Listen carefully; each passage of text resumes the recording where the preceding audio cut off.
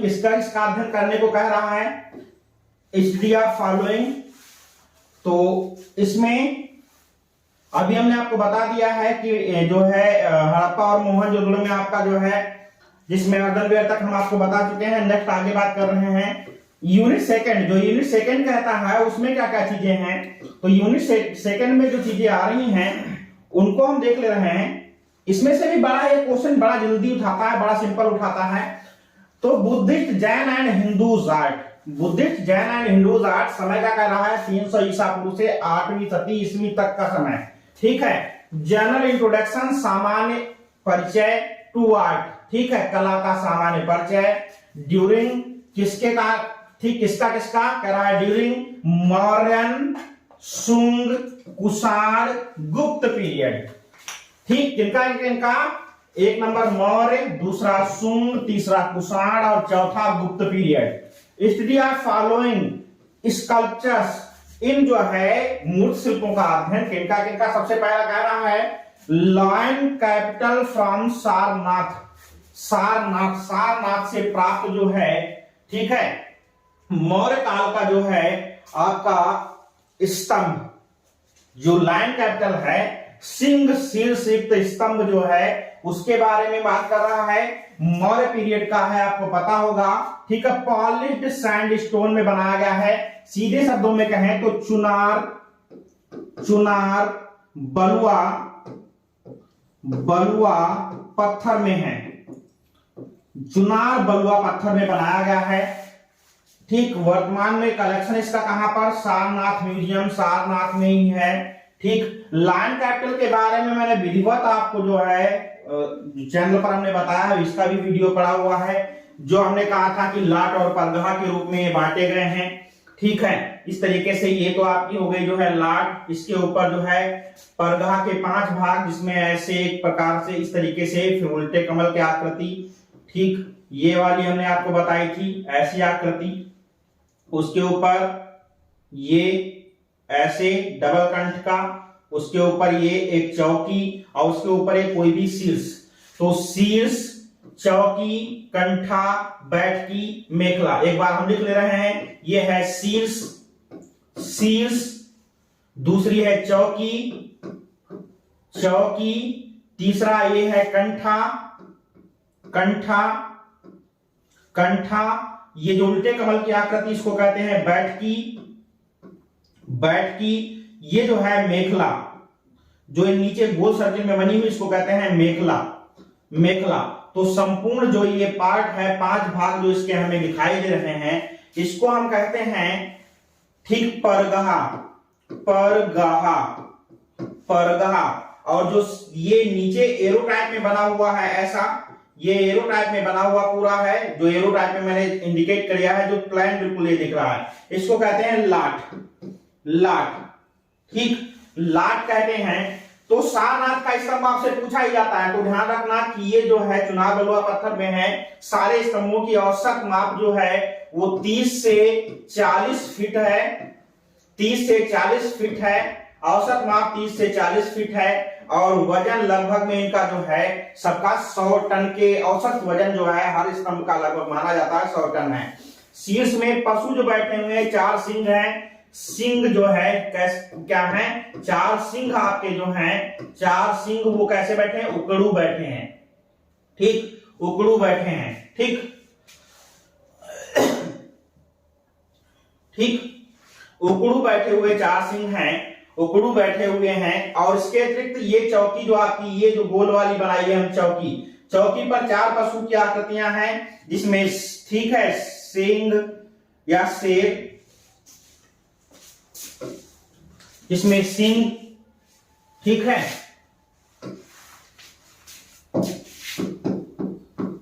सिंह। आप वीडियो देख सकते हैं, आज मैं रिवीजन कराऊंगा, बैक में पूरा पड़ा हुआ है इसका। सिंह, घोड़ा, हाथी, बैल, पूरा ये सब पार्ट आपका पड़ा हुआ है, ध्यान रखना पूरा पड़ा हुआ है, आप वहां से बार बार रिवाइज कर सकते हैं, कोई दिक्कत नहीं है। तो 4 पशु इसमें से पूछ सकता है, ये क्वेश्चन एक पूछता ही पूछता है, केवीएस हो चाहे एनवीएस, 100% इतने विवरण से क्वेश्चन पूछता है हर पेपर में, अभी हम दिखाएंगे भी। हर पेपर में रहेगा। उसके बाद चौरी बेरर फ्रॉम लिखा क्या है, ठीक, दीदारगंज, चौरी बेरर फ्रॉम दीदारगंज। मौर्य काल की कोई भी जो है आकृति होगी, कोई भी रचना होगी, वो चुनार बलुआ पत्थर से ही बनी होगी। ये भी चुनार बलुआ पत्थर से बनी है, पॉलिश्ड सैंडस्टोन में है, 300 ईसा पूर्व की रचना है, पटना म्यूजियम बिहार में है, मौर्यकालीन है। मौर्यकालीन जो है इसको हम चौरी वेयर या चावर, ठीक है, चावर धारणी, चावर धारणी के नाम से जानते हैं, ठीक है, चौरी बेरर या चावर धारणी के नाम से जानते हैं। इसको एक बात और है कि लक्ष्मण प्रसाद सिहारे, ये भी हम बता चुके हैं आपको, ठीक है, लक्ष्मण प्रसाद सिहारे ने इसे भारतीय मूर्तिकला की मोनालिसा कहा है। भारतीय मूर्तिकला की मोनालिसा कहा है, ठीक। ये बात आपको हम बता चुके हैं विधिवत, और कहां पर है, पटना म्यूजियम में है, और पटना, ठीक है, के नजदीक ही जो है दीदारगंज नामक स्थान पर, ये नाम दिया भी इसी के साथ में जुड़ा रहता है। दीदारगंज नामक स्थान पर प्राप्त होने के कारण इसको दीदारगंज छी, और हाथ में चाबुक पकड़ने के कारण इसको चावर धारणी कहा जाता है। दोनों नामों से जानी जाती है। उसके बाद अगला जो नेक्स्ट आता है, Bodhisattva head from Takshashila, Gandhara period में आता है, ध्यान रखना, गांधार पीरियड का बोधिसत्व हेड फ्रॉम तक्षशिला, तक्षशिला से जो प्राप्त ये बोधिसत्व हैं, ठीक, तक्षशिला जो है से प्राप्त बोधिसत्व जो हैं, ये आपके जो है, ठीक, जो आपके बने हुए हैं वो जो है बने हैं वो मुख्यतः आपके जो हैं जो गांधार शैली में आया, गांधार शैली में, और गांधार शैली के प्रारूप में हमने पहले तक्षशिला का पता है, ठीक, गांधार का क्षेत्र ही पड़ता था वहां पर, तो इसलिए गांधार शैली में आपको हमने पहले से बताया था कि चिष्ट पत्थर या शिष्ट पत्थर, ठीक, चिष्ट पत्थर या शिष्ट पत्थर, या तो ऐसे कहते थे चूना पत्थर, चूना पत्थर से बनाए गए शिल्प हैं, इसी को शिष्ट भी कहा जाता है, शिष्ट पत्थर के नाम से भी इसको जाना जाता है। ये बात हम पूरी बता चुके हैं, तो ये ध्यान रखना, जैसा कि नाम से ही पता हो जाता है कि तक्षशिला है गांधार पीरियड की, तो शिष्ट पत्थर में बनी होगी। हालांकि इसमें दिया नहीं, पत्थर का नाम नहीं दिया, लेकिन आएगा तो आप शिष्ट पत्थर या चूना पत्थर लगा के आएंगे। माप क्या इसकी है, 27.5 × 20 × 15 सेंटीमीटर है। माप याद कर लेना, कभी भी इसकी पूछ सकता है, कब की है, तो 200 ईस्वी की रचना है, और इस समय वर्तमान में कहां पर है, ये जो आपकी है ये न्यू दिल्ली, ठीक है, museum, national museum new Delhi में है। अगला है सीटेड बुद्ध फ्रॉम कटरा टीला, कटरा मथुरा से प्राप्त बैठे हुए बुद्ध की प्रतिमा। तक्षशिला से बोधिसत्व की जो माप मिली हुई है 27.5 × 20 × 15 सेंटीमीटर की रही है, ठीक है, 27.5 × 20 × 15 सेंटीमीटर की रही है। हमने कलेक्शन बताया, नेशनल म्यूजियम न्यू दिल्ली में है इसका कलेक्शन। नेक्स्ट जो आपकी प्रतिमा आती है वो सीटेड बुद्ध आती है, सीटेड बुद्ध फ्रॉम कटरा टीला, कटरा मथुरा, कहां, कटरा मथुरा। इस पे मैंने उस दिन विधिवत चर्चा की थी, इसका पढ़ाने का भी तरीका हमने बताया था कि गुप्त काल जो है कुषाण पीरियड में बुद्धों की परिकल्पना को कैसे आसानी से समझा जा सकता है, बड़ा आसान तरीका हमने बताया था, ठीक है। तो वो चीज ध्यान रखना। तो कटरा मथुरा है, मथुरा से प्राप्त है, तो आपको पहले से पता हो गई होगी कि कौन सा यहां पर पत्थर है, तो लाल बलुआ पत्थर, लाल बलुआ पत्थर, क्योंकि कुषाण काल में 2 राजधानियां थी, एक गांधार शैली विकसित हुई थी, दूसरा मथुरा शैली विकसित हुई थी। इस पर विधिवत मैं बता चुका हूं, तो वही बात है यहाँ पर, भले आपका नहीं दिया हो, लेकिन ये ध्यान रखना, एक ऐसे बना होगा तो लाल बलुआ पत्थर में ही बनाया गया शिल्प है, ठीक। मथुरा कुषाण पीरियड, मथुरा से प्राप्त है, कुषाण पीरियड में है, और मथुरा म्यूजियम में ही है, मथुरा म्यूजियम में ही है, मथुरा म्यूजियम, बार बार रिपीट कर रहे हैं, मथुरा म्यूजियम में ही है। कई बार पूछा गया है, ध्यान रखना, कई बार पूछा गया है। तरीका थोड़ा सा यहां पर हम बता दे रहे हैं, जो है बैक में हमने रिपीट भी किया था इसको, ठीक है, बैक में रिपीट भी किया था, फिर भी अगर याद नहीं आ रहा है तो एक बार इसको हम वहां पर बता दे रहे हैं थोड़ा सा, ताकि आप आसानी से इसको समझ लें। ठीक, जो आपका है, ठीक, देखिएगा इसमें इधर हम बता दे रहे हैं तरीका। हमने बताया था कि याद करने का तरीका, तो इधर हम ऐसे लिख ले रहे हैं बड़ा बड़ा कुशाण, डार्क कर ले रहे हैं ताकि स्पष्ट दिखे आपको। देखिएगा, ठीक, इधर लिख ले रहे हैं कुशाण, कुशाण, ठीक, और इधर लिख रहे हैं गुप्त। लिखने का तरीका भी बता दे रहे हैं, गुप्त। ठीक, एक मूर्ति शिल्प को लिखेंगे, 6 को याद करेंगे। कैसे याद करेंगे? सबसे पहली बात, अभी हम पढ़ रहे थे कटरा मथुरा, तो ध्यान रखना ऐसे लिख ले रहे हैं, कटरा मथुरा से प्राप्त बैठे बुद्ध। कटरा मथुरा से प्राप्त बैठे हुए बुद्ध की प्रतिमा किस पीरियड की है? कुषाण पीरियड की है। बड़ा सिंपल लॉजिक है, याद करने का तरीका है। 4 मूर्तियां हैं और बड़ा कंफ्यूजन करती हैं, तो याद करने का तरीका, जब कटरा मथुरा से प्राप्त बुद्ध जो है बैठे हुए हैं, तो कुषाण पीरियड में जो सारनाथ में मिले होंगे वो बुद्ध खड़े होंगे, ध्यान रखना। तो अगर क्वेश्चन आता है कि सारनाथ से खड़े बुद्ध की प्रतिमा, तो हम जान जाएंगे कि ये खड़े बुद्ध की जो प्रतिमा है वो किसकी है? कुषाण पीरियड की है। सिंपल बात, बड़ी सिंपल बात है। आप ध्यान रखना एक लॉजिक, जब कटरा मथुरा में बैठे हुए हैं तो सारनाथ में बुद्ध खड़े रहेंगे कुषाण पीरियड में। अब इसके जस्ट विपरीत अब देखिएगा, मथुरा में यहां पर बुद्ध क्या थे? बैठे थे। तो गुप्त पीरियड में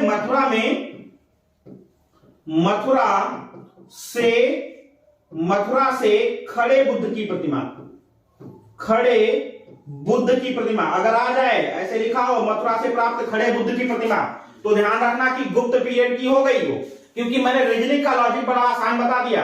अब सारनाथ से खड़े बुद्ध की प्रतिमा है, तो गुप्त पीरियड में ये जब जाएगी तो क्या होगी? सारनाथ से बैठे बुद्ध की प्रतिमा, सारनाथ से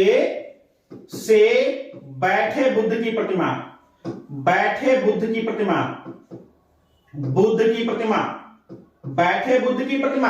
इंपॉर्टेंट टॉपिक, इंपॉर्टेंट है, ध्यान रखना। अब ये लो, सारी मूर्तियां गुप्त और कुषाण काल में याद हो गई आपको, कोई कंफ्यूजन नहीं रह गई, कोई कंफ्यूजन नहीं रह गई।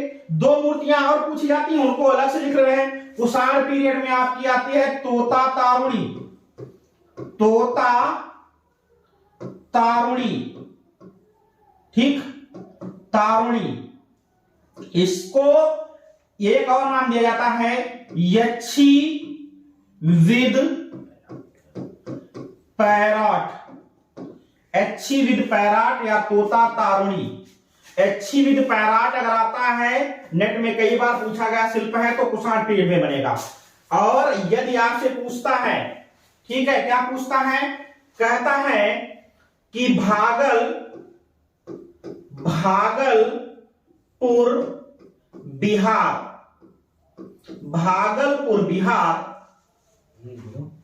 से प्राप्त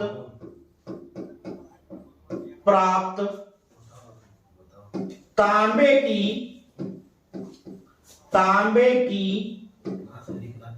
खड़े बुद्ध की प्रतिमा, ठीक, तो ये किसके काल में जाएगी? गुप्त काल में जाएगी। इंपॉर्टेंट है, अभय मुद्रा में पूछी जाती, अभय मुद्रा में पूछी जाती। 6 की 6 प्रतिमाएं आपको बता दी, यही आपसे सबसे ज्यादा पूछते हैं। 6 की 6 प्रतिमाएं यहां पर आप एक बार फिर हम रिपीट कर दिए हैं, तो याद कर लेना, ठीक, याद कर लेना, ठीक है।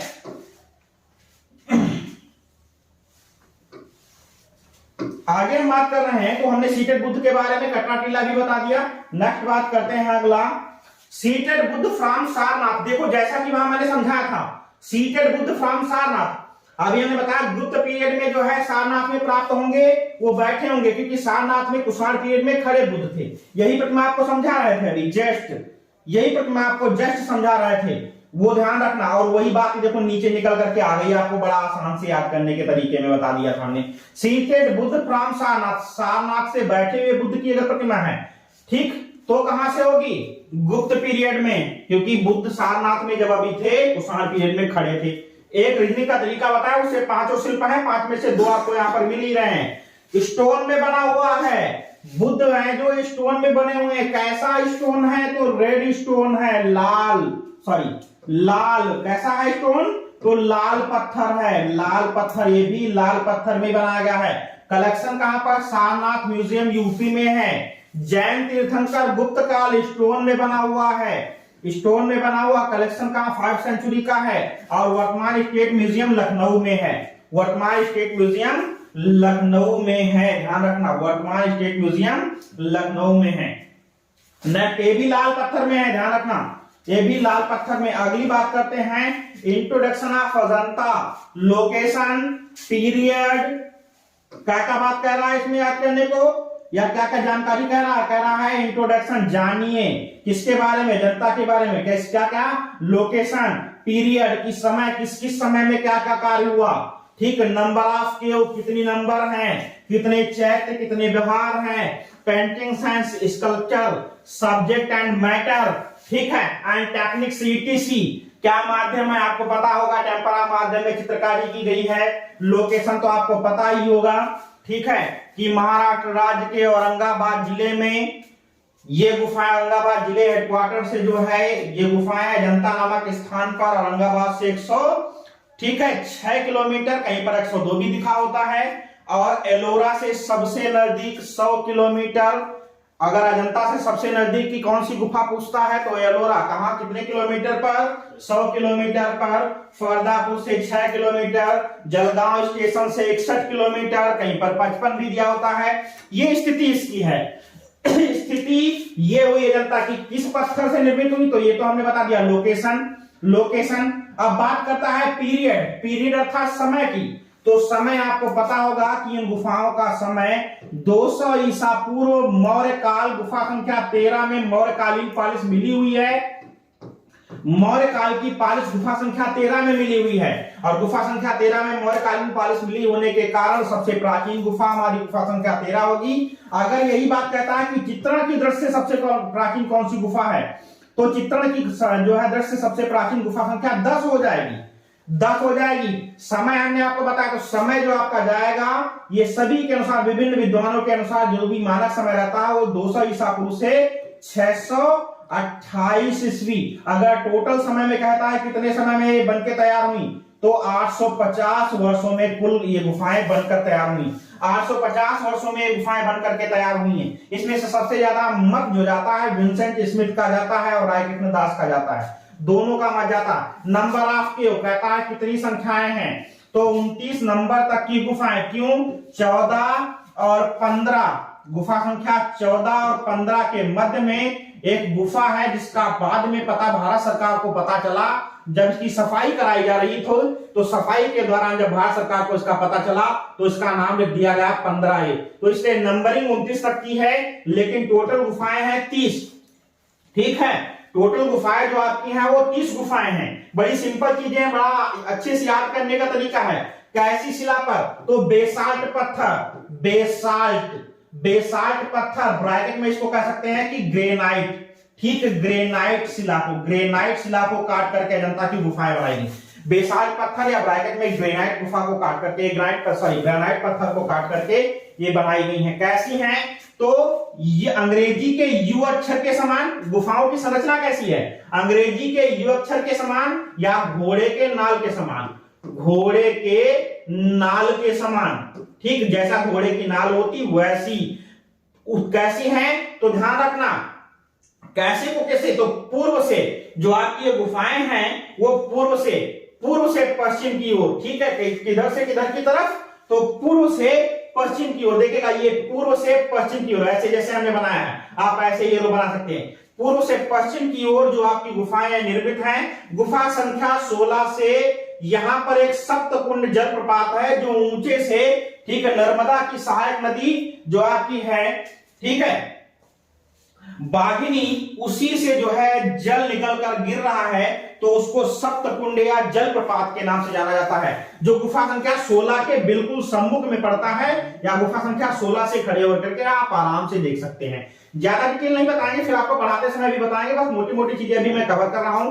चैत्य और बिहार दो प्रकार की गुफाएं हैं, जिसका वीडियो मैंने आपसे पहले से बता दिया था। चैत्य और बिहार समझना, ऐसा स्कूल है, समझने का तरीका मैंने बताया कि ऐसे समझिए कि एक स्कूल है जिसको आज हम कहते हैं मॉडर्न स्कूल, जहां पर रहने आवासीय भी हो और पढ़ने का भी व्यवस्था हो। आज के हिसाब से आपने देखा होगा, ठीक है, मॉडर्न स्कूल जो होते हैं जहां पर आप लोग डाल देते जाकर बच्चों को अपने अपने कि किसी का जो है भतीजा होगा कहीं ना कहीं पर, तो वहां पर क्या होता है कि वहां पर रहने से लगा करके और शिक्षा तक की सारी सुविधा आपको प्रोवाइड कराई जाती है। तो ऐसे समझिएगा कि चैत्य, तो चैत्य चूंकि आपको पता होगा चैत्य, क्योंकि कंफ्यूजन कहां से उठती, आप कहेंगे स्तूप तब भी पूजा और आप कहेंगे चैत्य तब भी पूजा, तो चैत्य है तो पूजा काहे के लिए, तो ध्यान रखना चैत्य मतलब क्योंकि यहां पर बौद्ध धर्म की शिक्षा दी जाती थी और धर्म की शिक्षा किसी ना किसी को प्रतीक मान करके ली जाती थी। तो जहां पर स्टूडेंट शिक्षा लेते थे वहां पर एक छोटा स्तूप,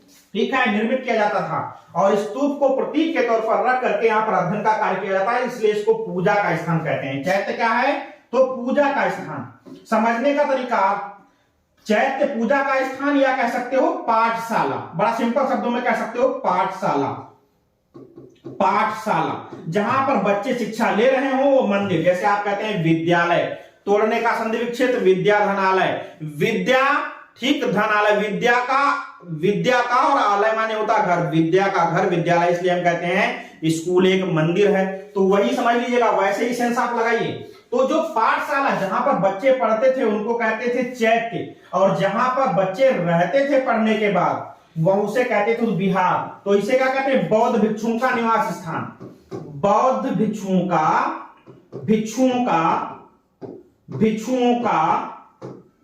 निवास स्थान, बौद्ध भिक्षुओं का निवास स्थान। तो कहता अजंता में कितने चैत्य कितने विहार हैं, ठीक, तो 9 गुफा संख्या 9, 10, 19, 26, 29 टोटल, 9, 10, 19, 26, 29 5 टोटल चैत्य हैं और बाकी शेष सारी की सारी विहार गुफाएं। याद कर लेंगे, 9, 10, 19, 26, 29 चैत्य गुफाएं, बाकी शेष सारी विहार गुफाएं हैं। ठीक, हीनयान और महायान की भी बात करता है। तो अजंता की चित्रकारी देव शैली में हुई है, ठीक है। लामा तारानाथ के अनुसार अजंता की जो चित्रकारी है वो देव शैली में की गई है, देव शैली में की गई है, ठीक है। और यहां पर महायान शाखा के द्वारा चित्रकारी की गई है, फिर भी यहां पर महायान और हीनयान दोनों का, क्योंकि प्राचीनतम गुफाएं जो मौर्य काल में मानी जाएंगी वो सारी की सारी मुख्यतः हीनयान से संबंधित मानी जाएंगी और बाकी शेष सारी गुफाएं महायान। बड़ा सिंपल तरीका है, देखो लॉजिक याद करने का भी, 8, 9, 10, 11, 12, 13, 8 से लगा करके 13 तक की गुफाएं, 8 से लगा करके 13 तक की गुफाएं क्या है, हीनयान से संबंधित। अभी हमने बताया क्यों, बड़ा सिंपल, क्या याद है, देखो याद वैसे नहीं याद कर पाओगे लेकिन समझोगे तो याद, समझ में आ जाएगा तो याद कर लोगे। तो ये हीनयान से, क्योंकि आपको पता है पहले से पढ़ रखा, कुषाण पीरियड में चतुर्थ बौद्ध संगीति में कनिष्क के समय 2 शाखाएं बौद्ध धर्म में वितरित हुई, वो कौन कौन सी, हीनयान और महायान, ठीक। और महायान शाखा के द्वारा जो है चित्रण का कार्य अर्थात बुद्ध की प्रतिमाओं का बनना प्रारंभ हुआ।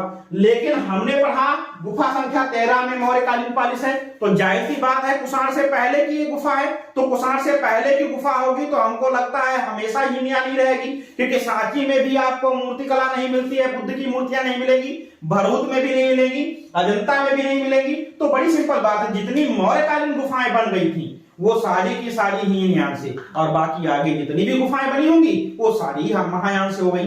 तो इसीलिए देखो प्राचीनता की दृष्टि ये भी याद रखना कि ये गुफाएं सबसे प्राचीन भी हैं और मौर्य काल में बनी होंगी, इसीलिए ये गुफाएं हीनयान से हैं और बाकी शेष अजंता की जितनी भी गुफाएं बनी होंगी वो सारी महायान में चली जाएंगी, क्योंकि आपको पता है बाकी शेष गुफाएं आपकी मौर्य के बाद फिर गुप्त और वाकाटक और सातवाहनों के काल में मुख्यतः बनाई गई हैं।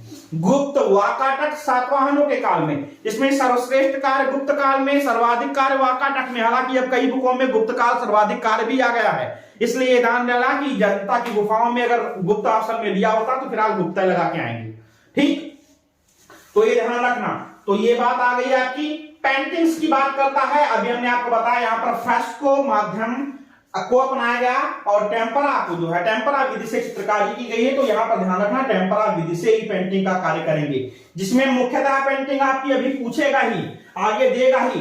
पद्म पाणि बोधिसत्व गुफा संख्या 1, ये भी बड़ा आसान तरीका है। इसको भी अभी जब हम अगले वीडियो बताएंगे तो आसान याद करने का तरीका, क्योंकि जब कोई महापुरुष होता है तो उसके जीवन को 4 रूपों में बांट लिया जाता है। कब से कब तक का 4 कौन कौन से रूप हैं? ये कहोगे सर जी 4 कौन कौन रूप हैं? तो याद कर लेना, तरीका याद कर लो। पहला रूप, जब कोई भी महापुरुष गर्भ धारण करने में आता है तो उससे पहले ही उसके अवलोकन मिलने लगते हैं। जैसे आपको पता होगा, चाहे हम कृष्ण लीला देख रहे हो, भगवान कृष्ण जब उनके गर्भगृह में आते हैं तो पहले से ही पता हो जाता है कि ये जो है भगवान कृष्ण आए होंगे। ठीक, ऐसे ही जब बुद्ध आते हैं, ठीक है, महामाया के स्वप्न में, तो जन्म लेने से पहले ही स्वप्न में जब प्रवेश करते हैं तो पहले ही पता चल जाता है कि बुद्ध एक अवतरित होंगे। तो वो काल जो गर्भ से पहले का काल हो, उसकी सारी कहानियां गुफा संख्या 1 में आप जितना भी पढ़ेंगे वैसे विवरण पढ़ेंगे। ठीक, पढ़ने का तरीका हम बता देंगे। फिर उसके बाद जब जन्म हो उससे लगा करके ग्रह त्याग की घटना दूसरी गुफा में कहीं ना कहीं पर चित्रित होगी। गुफा संख्या 16 इसी का परिचय पूरा देती है। ध्यान से पढ़ेंगे तो ग्रह त्याग, गौतम का भिक्षावाद और ये सब जो है जो चित्र मिलेंगे वो यहाँ पर मिलेंगे। उसके बाद जो आपके मिलेंगे चित्र वो आगे क्या मिलेंगे? वो आगे मिलेंगे ग्रह त्याग से बाद में और अंतिम समय तक, मतलब जहां तक उन्होंने ज्ञान को फैलाया हो वो काम। ठीक, और उसके बाद जो चौथा मिलेगा तो वो मिलेगा कि बुद्ध के मरने के बाद उनकी कल्पनाओं पर आधारित चित्र। तो पद्म पाणि बोधिसत्व, वज्र पाणि बोधिसत्व, इस तरीके से 4 भागों में बांटा गया। तो पेंटिंग्स में फिलहाल जैसे शिव जातक, मैं कुछ पेंटिंग्स के नाम ले रहा हूं। शिव जातक गुफा संख्या 1 से पद्म पाणि बोधिसत्व, वज्र पाणि बोधिसत्व, बोधिसत्व अवलोकेतेश्वर। ठीक है, ये सारी की सारी गुफा संख्या 1 से, गुफा संख्या 1 से सांड की लड़ाई। ठीक है, ये भी गुफा संख्या 1 से।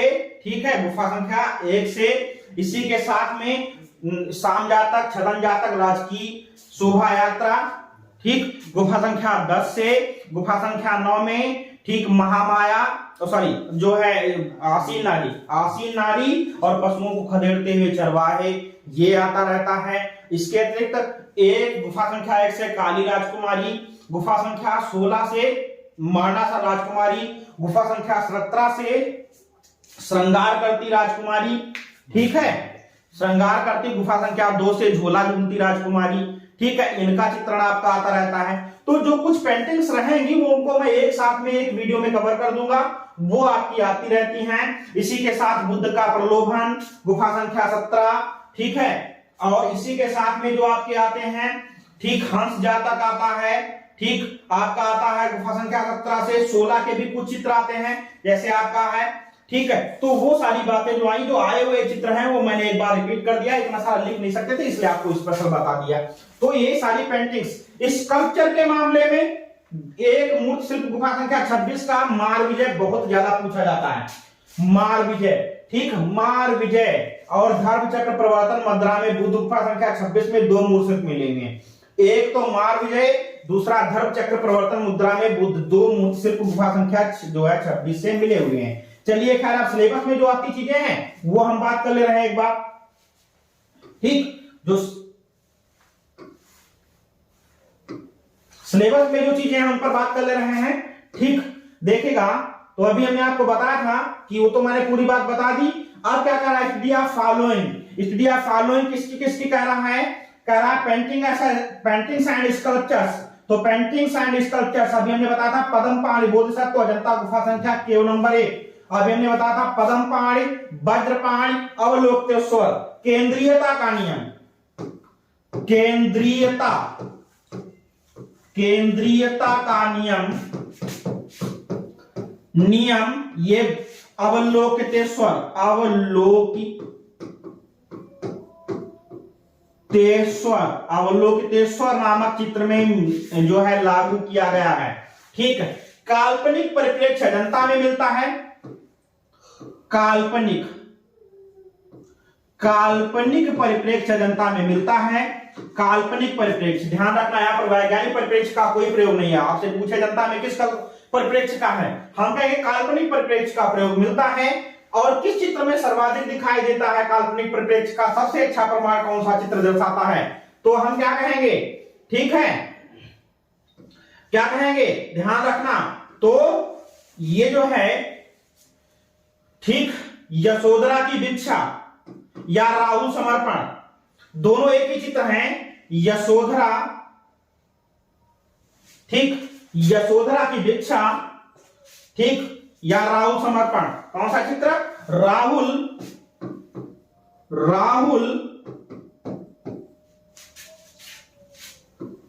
समर्पण, या इसी चित्र को कहते हैं यशोधरा की भिक्षा। यशोधरा की भिक्षा, इसमें सर्वाधिक, ठीक है, काल्पनिकता का सर्वाधिक जो है, या काल्पनिक परिप्रेक्ष्य का सर्वाधिक अच्छा उदाहरण आपसे पूछेगा तो यशोधरा की भिक्षा या राहुल समर्पण चित्र में दिखाई देता है। मूल शिल्प मैंने अभी जस्ट आपको बताए थे कि माल विजय अजंता गुफा संख्या 26 से मिला हुआ है। स्कल्पचर एंड स्टोन 5वीं सदी का जो है ये, इसमें गुफा संख्या 26 में माल विजय तो है ही, प्लस एक हमने बताया था धर्म चक्र प्रवर्तन में, धर्म चक्र, ठीक, प्रवर्तन में मुद्रा में, सॉरी, धर्म चक्र प्रवर्तन मुद्रा में बुद्ध, धर्म चक्र प्रवर्तन मुद्रा में बुद्ध आपका इंपॉर्टेंट है, ध्यान रखना, ठीक है, इंपॉर्टेंट है। तो ये बात हमारी हो गई। ठीक, ये अगली बात हम कर रहे हैं, यूनिट नंबर 3 जो हमारा कह रहा है, वो यूनिट नंबर 3 किस समय की बात कर रहा है, तो कहता है टेम्पल्स। इस समय में क्या क्या है, टेम्पल्स, ठीक, आपका bronze and Indo Islamic architecture, temples, bronze and Indo Islamic sculpture, इसमें क्या किस समय की बात कर रहा है, तो कह रहा है आर्टिस्टिक, ठीक है, artistic aspect of India temple 6ठी सदी से 6th सेंचुरी एडी से 13 से, ठीक है, 13वीं सेंचुरी एडी तक की बात कहता है। इंट्रोडक्शन टू टेम्पल्स स्कल्पचर, पहले कहता है टेम्पल्स स्कल्पचर, जो टेम्पल्स स्कल्पचर है मतलब जितने भी जो है मंदिरों के मूल शिल्प हैं उनका इंट्रोडक्शन कह रहा है। कब से कब तक का, 6ठी से 13वीं सदी तक का। कहता है किसके, तो सबसे पहले कह रहा है कि स्टडी ऑफ फॉलोइंग टेम्पल्स, किसका, ठीक, कह रहा है डिसेंडिंग ऑफ गंगा, गंगा अवतरण हिंदी में कहते हैं, क्या कहते हैं, गंगा अवतरण, गंगा अवतरण कह रहा है कहां से, तो पल्लव पीरियड से है, कहां से, महाबलीपुरम से है, कहां से, तमिलनाडु से है। स्टोन, बेटा स्टोन बार बार मत याद करिएगा, ये ग्रेनाइट स्टोन में है, ग्रेनाइट स्टोन में है, ध्यान रखना। आपसे पूछेगा कैसी शिला पर बनाएगा, हम कहेंगे ग्रेनाइट स्टोन में है, ध्यान रखना। ये भी ग्रेनाइट स्टोन में है, कब का है, 7वीं सदी ईस्वी का बनाया गया है, 7वीं सदी ईस्वी का। अगर कह रहा है, अगला कह रहा है Ravana shaking mount Kailash, Ravana shaking mount Kailash, कहां से, रावण कैलाश पर्वत को उठाते हुए, ठीक, शेकिंग माने होता है उठाना, लिफ्टिंग माने उठाना, शेकिंग माने हिलाना होता है, लेकिन वो कोई बात नहीं, शेकिंग ही आएगा। फिलहाल रावण शेकिंग माउंट कैलाश आता है, तो आप क्या करेंगे, राज जो है आपका, ठीक, राष्ट्रकूट वंश या राष्ट्रकूट पीरियड में बनाया गया शिल्प है। कहां से मिला है, ये एलोरा से जो है, एलोरा से लिया गया है ये शिल्प, रावण शेकिंग माउंट कैलाश। अगर एलोरा के भी शिल्प की बात करते हैं तो ध्यान रखना ये भी हमारे ग्रेनाइट पत्थर से ही बनाए गए हैं, ग्रेनाइट। त्रिमूर्ति एलिफेंटा महाराष्ट्र, नेट में पूछा गया है, त्रिमूर्ति किसमें बनी हुई है, 9वीं सदी ईस्वी की रचना है, राष्ट्रकूट पीरियड की ही है। त्रिमूर्ति की बात कहता है तो ये भी ग्रेनाइट ही है, पूछा गया है नेट में, ठीक। ग्रेनाइट शिला में ये भी बनाया गया है, ग्रेनाइट पत्थर में त्रिमूर्ति भी है। यहाँ पर केवल स्टोन स्टोन लिख रखा है, लेकिन वहां नहीं पूछता स्टोन पे स्टोन, वो सीधा पूछता है शिला बताओ काहे में बनी है, तो ग्रेनाइट स्टोन बनाया गया है। अगला नेक्स्ट है लक्ष्मी नारायण, कहां पर है, कंदरिया, ठीक है, महादेव टेम्पल, ठीक, कंदरिया महादेव टेम्पल किसके काल में, तो चंदेल काल में है। ठीक, चंदेल शासक को चंदेल पीरियड लिखा हुआ है। खजुराहो मध्य प्रदेश एमपी में है। 10वीं सदी ईस्वी की रचना है, मंदिर में ही बनाया गया है लाल पत्थर से, ध्यान रखना।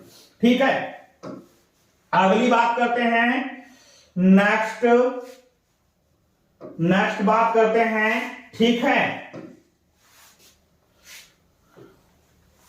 ठीक, सिंबल प्लेयर, ठीक, आसन या इसी को कहते हैं। ठीक है, कैम्बलर प्रेयर, इसमें वाद्य यंत्र होता है इसका, कैम्बलर का या सैम्बलर का मतलब होता है वाद्य, क्या होता है, वाद्य यंत्र। इसको वाद्य यंत्र भी कह सकते हैं, ढोल बजाती नारी भी कह सकते हैं, एक ही चित्र है। अगर कहता है कि ढोल बजाती नारी, तब भी हम इसी को कहेंगे। क्या, अगर कहता है ढोल बजाती नारी, तब भी यही रहेगा, आपको पता है। ठीक है, कहां है, ठीक है, तो टेम्पल सन सूर्य मंदिर में है, सूर्य मंदिर आपको पता होगा। ठीक, कहां पर, गंग, ठीक है, गंग डेंसिटी, गंग साम्राज्य के इसी तरह गंगवंश के अंतर्गत आता है। कोणार्क उड़ीसा में पड़ता हुआ है। जितना भी कोणार्क का सूर्य मंदिर है वो सारा का सारा मंदिर, ठीक, हरे ग्रेनाइट पत्थर से, ठीक, ठीक, हरे ग्रेनाइट, ठीक, सॉरी, हरे ग्रेनाइट पत्थर से ग्रेनाइट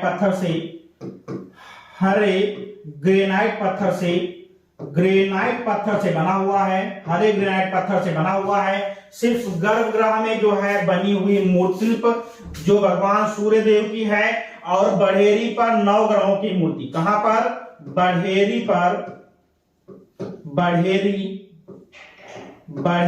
पर नवग्रह की मूर्ति और गर्भगृह की मूर्ति। ठीक, गर्भगृह की मूर्ति जो है ये काले क्लोराइट पत्थर में है। काहे में, काले क्लोराइट पत्थर में है, काले क्लोराइट पत्थर में, ब्लैक क्लोराइट पत्थर में, बाकी सारे के सारे मूर्तिशिल्प ग्रेनाइट पत्थर में, हरे ग्रेनाइट पत्थर में बनाए गए। तो अर्थात जो है ये जो आपका है वाद्य यंत्र, ये बिल्कुल बाहर बना हुआ है। ठीक, मंदिर के बाहर दीवार पर बनाया गया, इसलिए ये भी हमारा ग्रेनाइट पत्थर में है। कैसे ग्रेनाइट, हरे ग्रेनाइट पत्थर में है। मदर एंड चाइल्ड, ठीक, Vimal Shah temple Solanki dynasty, Dilwara Rajasthan, mount Abu के अंतर्गत आता है। 5 मंदिरों का समूह कौन कौन सा है, विमल शाही, लूणव शाही,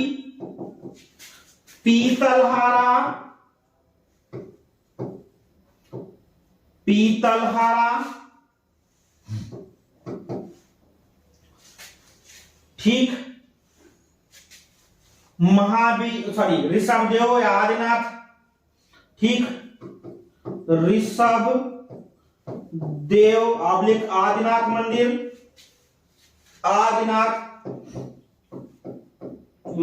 और लास्ट जो आपका मंदिर है वो कुंथुक स्वामी मंदिर के नाम से यहां पर टोटल 1 2 3 4 5 मंदिर मिले हुए हैं। टोटल 5 मंदिर मिले हुए हैं। ठीक, लूणव शाही मंदिर में एक लटकन लटका हुआ गोल, जो मंदिर की छत से नीचे को लटका, जिसको क्या कहा जाता है, ये झाड़ फानूस के समान लटकन, इसको क्या कहते हैं, झाड़।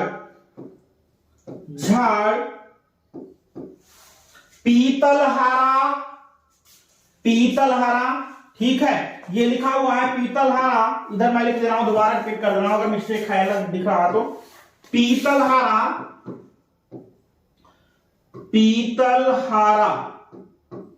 पीतलहारा मंदिर, ठीक है, पीतलहारा मंदिर।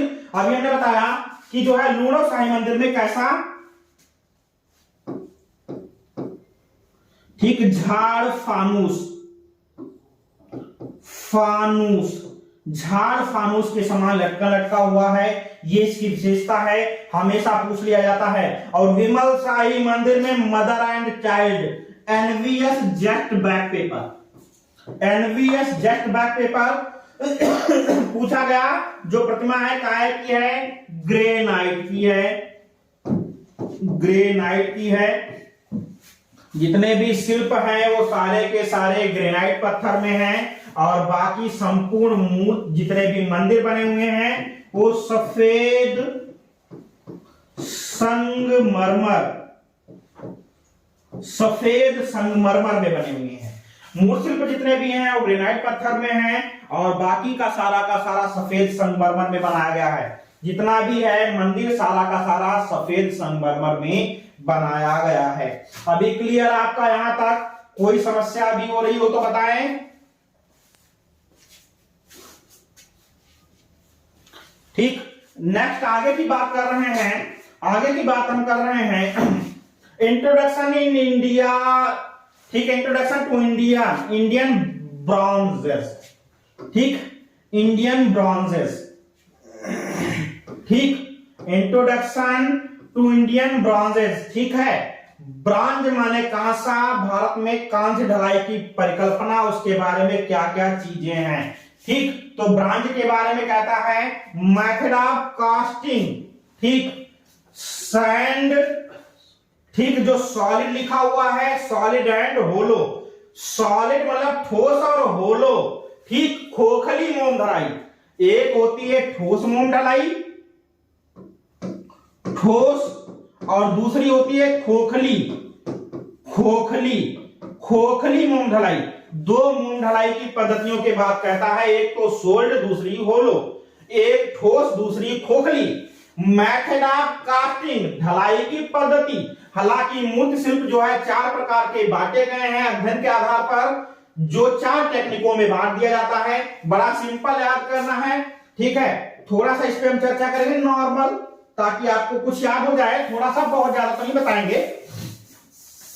ठीक, तो मूर्ति कला की जो पद्धतियां हैं वो टोटल आपकी जो पद्धतियां हैं वो 3 प्रकार की दी गई हैं। नंबर 1 जो आती है जिसको हम कहते हैं, ठीक है, पहली नंबर 1 जो होती है उसको हम कहते हैं उत्कीर्णन। इसको कहते हैं इंग्लिश में इनग्रेविंग विधि। दूसरी जो पद्धति होती है वो होती है मोल्डिंग।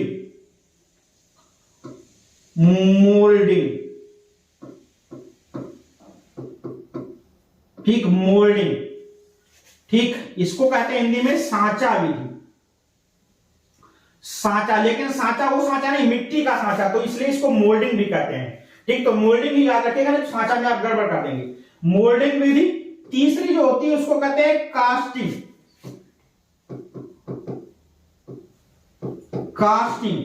और चौथी जो टेक्निक होती है उसको कहते हैं कंस्ट्रक्शन।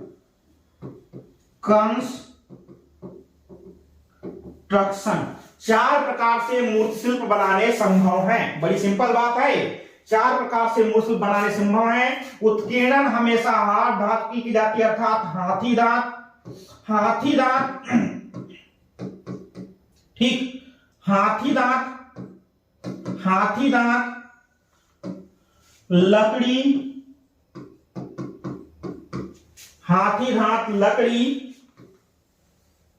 कैसे लिख दे रहे हैं, हाथी दांत, लकड़ी, पत्थर। ठीक, पत्थर। इनके जो मूर्ति शिल्प बनाए जाएंगे वो सारे के सारे उत्कीर्णन तकनीक में जाएंगे। उत्कीर्णन मोल्डिंग में, जैसे मिट्टी की मूर्तियां,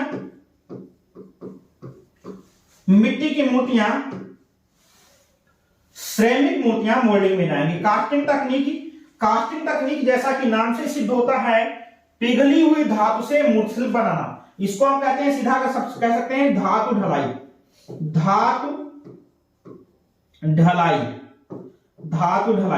तो धातु ढलाई की जो प्रक्रिया है इसमें केवल एक ही धातु अभी तक ऐसी है जिसे हम कहते हैं मरक्यूरी या मरकरी। जो हमारी 30 डिग्री सेल्सियस -30 डिग्री सेल्सियस पर पिघलती है, इसलिए मरकरी से धातु ढलाई संभव नहीं है। बाकी कांसे से और कई सारी धातुओं से मूर्तित बनते हैं। कंस्ट्रक्शंस जैसा कि नाम से ही पद्धति से विकसित है, जुड़ाव पद्धति। विभिन्न सामग्रियों को जोड़कर बनाए गए शिल्प कंस्ट्रक्शन तकनीक के अंतर्गत आते हैं।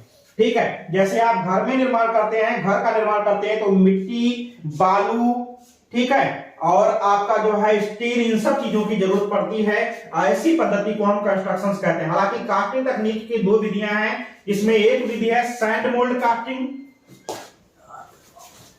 एक विधि आपकी जो है जो उसको कहते हैं सैंड मोल्ड कास्टिंग। ठीक, उसी पर हम चर्चा कर रहे हैं। पहला थोड़ा सा मिटा जो है इरेज कर दें। ठीक है, फिर तो कास्टिंग टेक्निक जो आपकी आई हुई है, मुख्यतः हम सबको समझा दिए, लेकिन अब हमको पढ़ाना है कास्टिंग तकनीक। तो कास्टिंग तकनीक की दो विधियां हैं, वो कौन कौन सी हैं? एक विधि जो है उसको हम कहते हैं सैंड मोल्ड कास्टिंग। एक विधि जो है उसको कहते हैं सैंड मोल्ड कास्टिंग।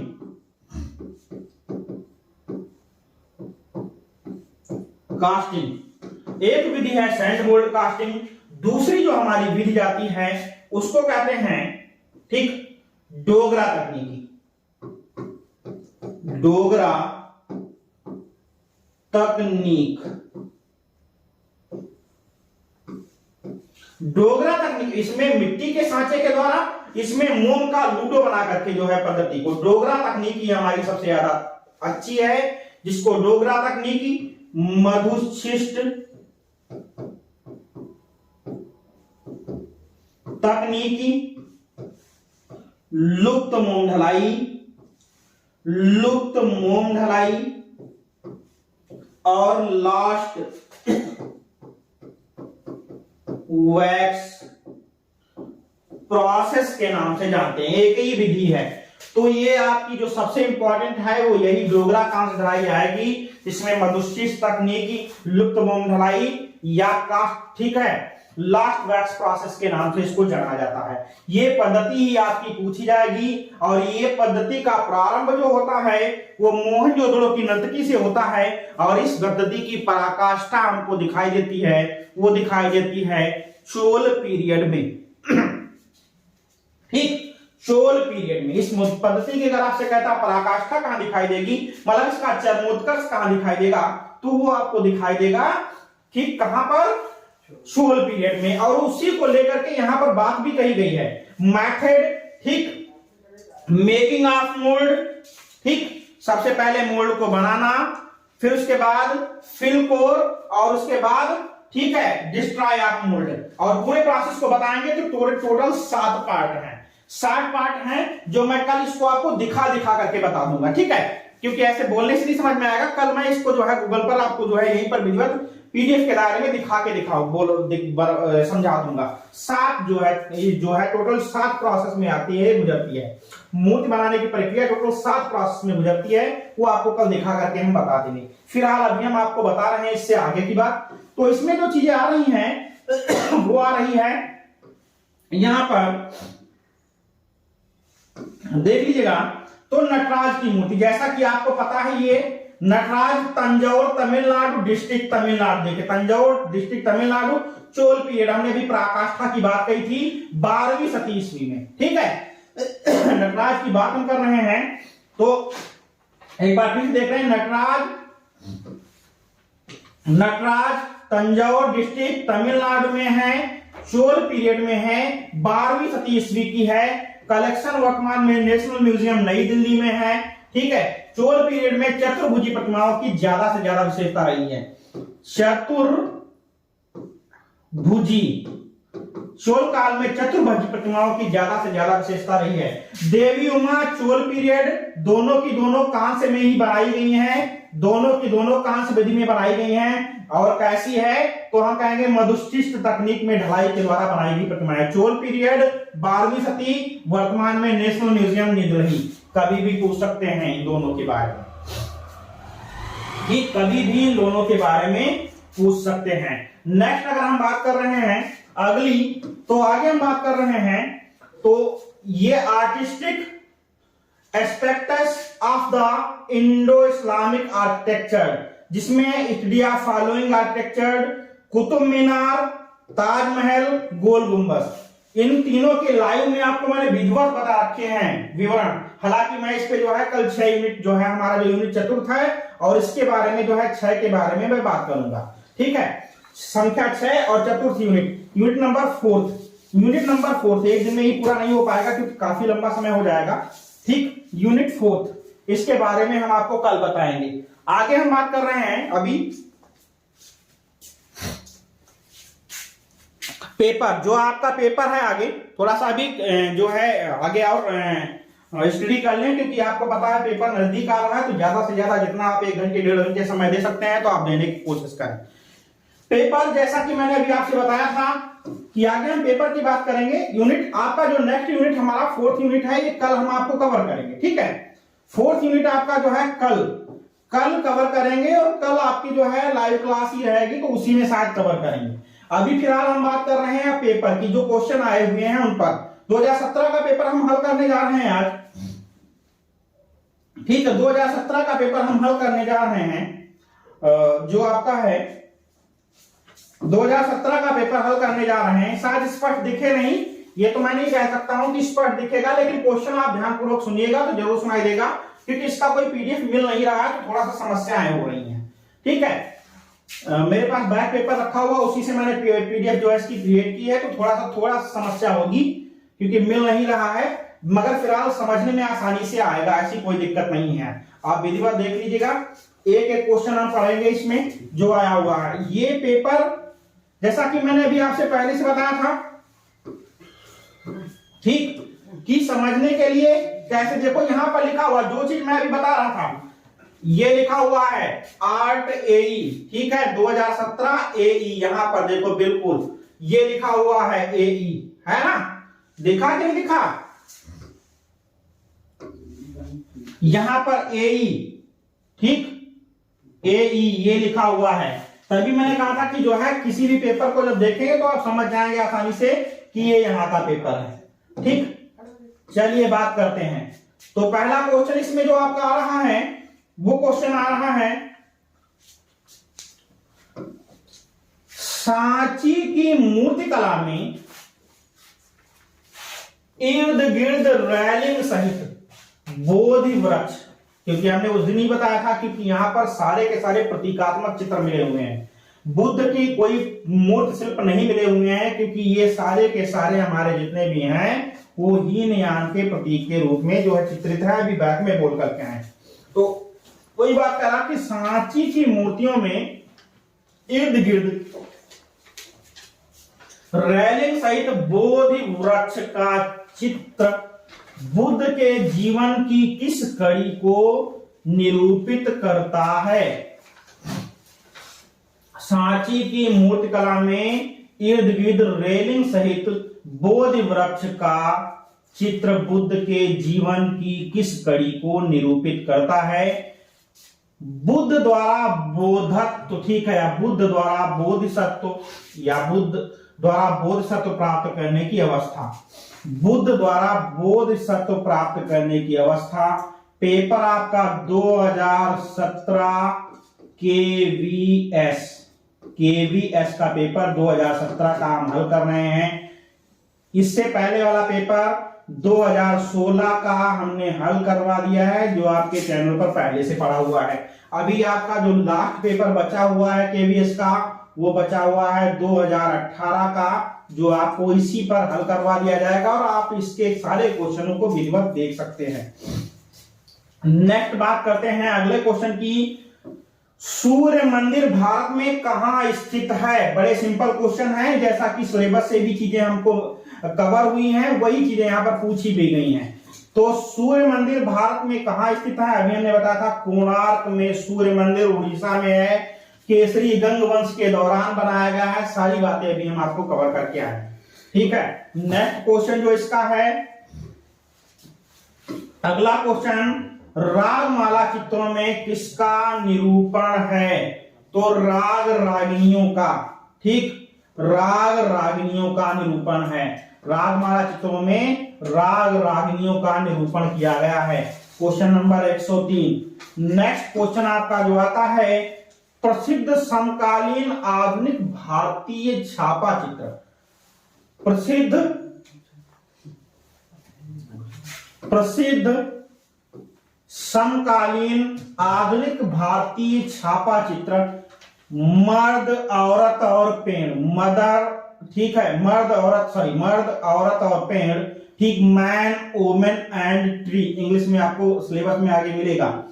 तो मर्द औरत और पेड़, मैन वुमेन एंड ट्री, हालांकि इधर लिखा भी हुआ है, आप देख लीजिएगा मैन वुमेन एंड ट्री, ठीक है। मर्द औरत और पेड़ के कलाकार का नाम बताइए।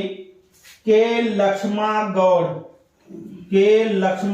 ध्यान रखना, मर्द औरत और पेड़ के कलाकार हैं के लक्ष्मण गौड़।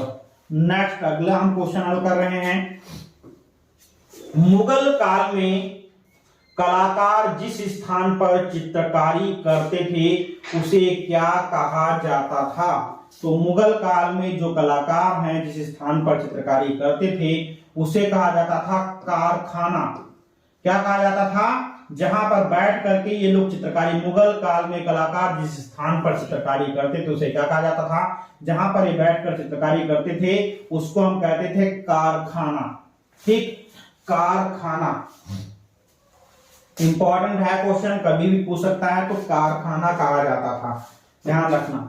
आगे नेक्स्ट क्वेश्चन हमारा है, नेक्स्ट, सिंधु घाटी सभ्यता की मुहर जिसमें किसी योगी के सिर पर त्रिशूल है और उसके इर्द गिर्द पशुओं को दर्शाया गया है, उन्हें कहा जाता है पशुपति।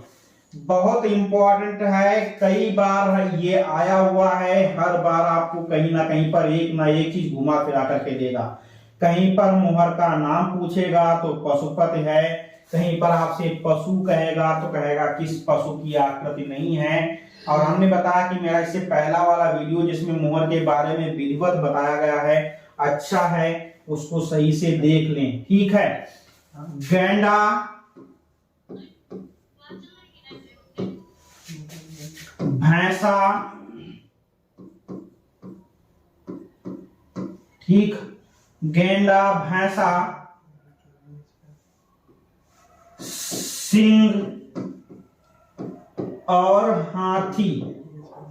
गेंडा, भैंसा, सिंह और हाथी, इन चार पशुओं को इस मुहर पर दर्शाया गया है, ठीक है, गेंडा, भैंसा, सिंह और हाथी। हालांकि इसके बारे में और सारी जानकारी आपको वहां पर मिल जाएगी, लेकिन फिर भी यहाँ पर आप याद कर लीजिएगा कि इसमें से किसी का भी एक का नाम हटाएगा और आपसे कहेगा कि इससे जो है पशुपति की मुहर पर किस पशु की आकृति नहीं है। इंपॉर्टेंट है, ध्यान रखना है। अगली बात हम कर रहे हैं नेक्स्ट, ठीक, दक्षिण या दक्कन लघु शैली किस क्षेत्र से संबंधित है? तो इसका क्षेत्र जो हमारा पड़ता है वो आंध्र प्रदेश, ठीक, आंध्र प्रदेश, कर्नाटक, दक्षिण का पठार क्षेत्र, नर्मदा और कृष्णा नदियों के मध्य, जितना भी पार्ट ये सारा आता है ये सब दक्कन का कहलाता है। और दक्कन की लघु शैली मुख्यतः बीजापुर, गोलकुंडा, अहमदनगर, बरार और बीदर है, ठीक है, बरार और बीदर रही है, ध्यान रखना। अगला नेक्स्ट क्वेश्चन है, चोल वंश के शासन काल में कांस्य को किस विधि से ढलवा बनाया जाता था? अभी हम बैक में विधिवत इसी टॉपिक पर बात करके आए हैं, अच्छे से याद होगा।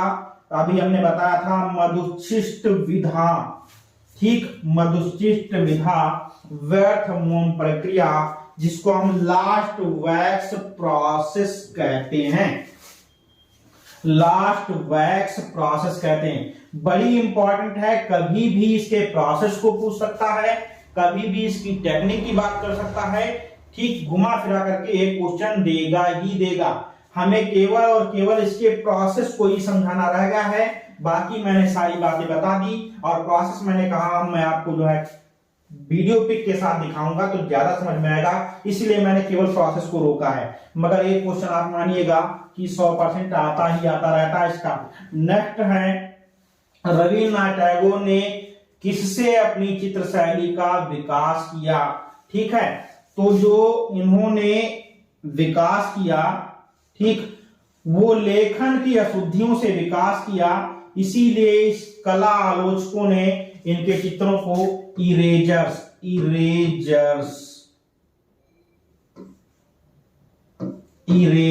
कहा है।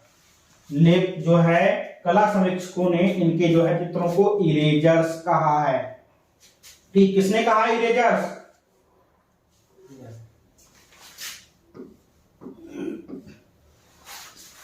इरेजर्स किस, हाँ, कला समीक्षकों ने नहीं, कौन कला समीक्षक कहा है?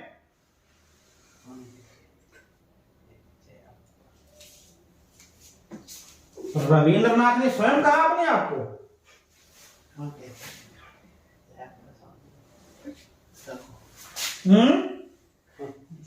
किसी को पता है?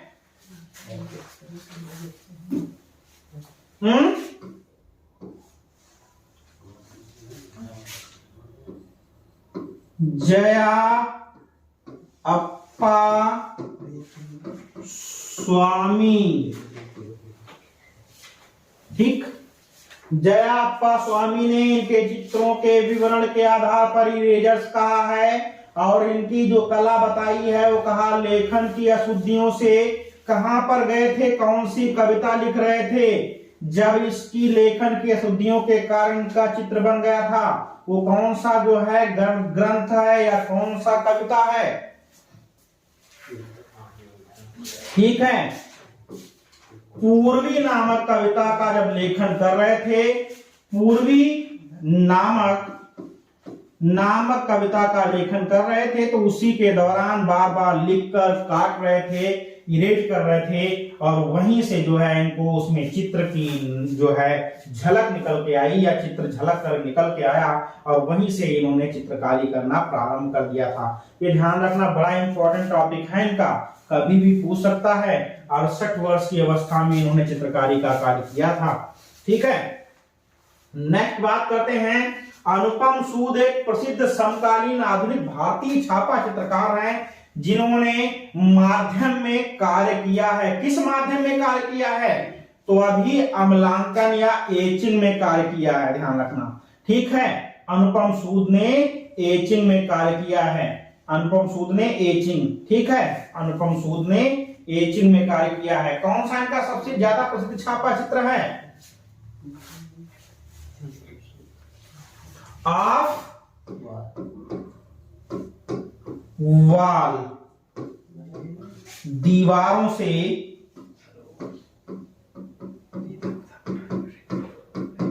सरोकार। हालांकि और भी हैं, मगर अभी मैं यहां पर नहीं चर्चा करूंगा क्योंकि फिर बहुत लंबा हो जाएगा समय। ठीक, दीवारों से सरोकार, ऑफ वॉल, एचिंग में है। अनुपम सूद की प्रमुख विशेषता रही थी एचिंग, ध्यान रखना। नेक्स्ट क्वेश्चन है, प्रसिद्ध समकालीन आधुनिक भारतीय, ठीक है, चित्र कविता का जन्म, बर्थ ऑफ पोएट्री, के हैबर, बर्थ ऑफ पोएट्री के हैबर। ठीक, के हैबर, इनका बांग्लादेश का विभाजन भी बड़ा इंपॉर्टेंट चित्र है। ठीक है, बांग्लादेश का विभाजन, ठीक, और बर्थ ऑफ पोएट्री के हैबर। ठीक, साइकिल रिक्शा के हैबर, बड़े इंपॉर्टेंट चित्रकार हैं, इन पर मैं चर्चा करूंगा। ठीक है, किसी दिन विधिवत चर्चा करूंगा जिसमें इनके कई सारे चित्र मैंने नाम ले लिए, पूछे ही गए हैं, तो बड़े इंपॉर्टेंट चित्रकार हैं। अगले नेक्स्ट जो है दिन में चर्चा करूंगा। बंगाल शैली के प्रवर्तक चित्रकार कौन थे? बंगाल शैली के प्रवर्तक। नेक्स्ट क्वेश्चन जो आपका है, नेक्स्ट क्वेश्चन,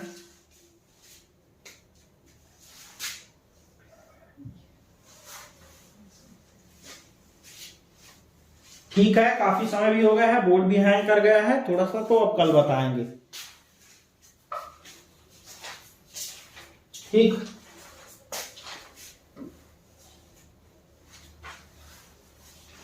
पीडीएफ सारी टेलीग्राम ग्रुप पे मिल जाएंगी, सब टेलीग्राम ग्रुप ज्वाइन करें, वहीं पर आपको पीडीएफ मिल जाएंगी। ठीक है, टेलीग्राम ग्रुप आप ज्वाइन करें, हाँ, तो फिर वहीं पर पीडीएफ आपको मिलेगी। जो आप इसका ये पेपर हल हो जाएगा तो उसी पर फिर आपको टेलीग्राम ग्रुप पर जो है पीडीएफ मिलेगी। ठीक।